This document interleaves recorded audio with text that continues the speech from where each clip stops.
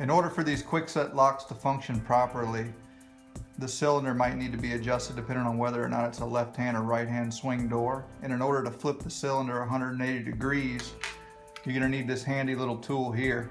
Basically, you're going to use both ends of the tool to perform the function.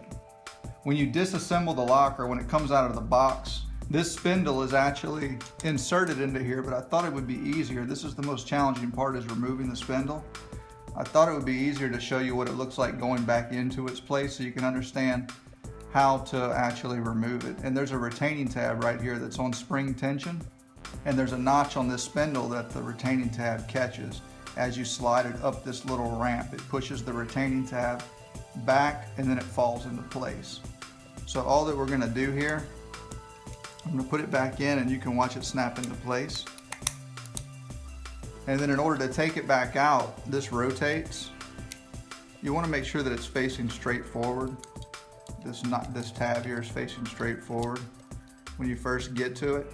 And then there's a notch on the back here that allows you to depress that spring, which moves the retaining tab out of the spindle's way.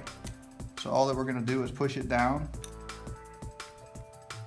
and this just kind of falls right out. Once you remove the spindle, you're going to flip the tool over and use the fork end here and insert it perpendicular to this channel. Slide it down, and I come in on a 45-degree angle to push the retaining tab out of the way. And then once you're into the hole here and you're perpendicular to the channel, with some force, just push down, and we're going to push this cylinder right out.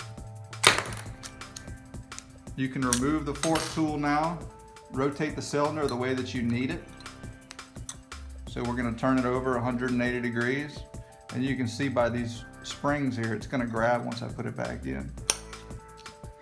Once you've got the cylinder the way that you need it, it's just a matter of reinserting the spindle until it locks into place.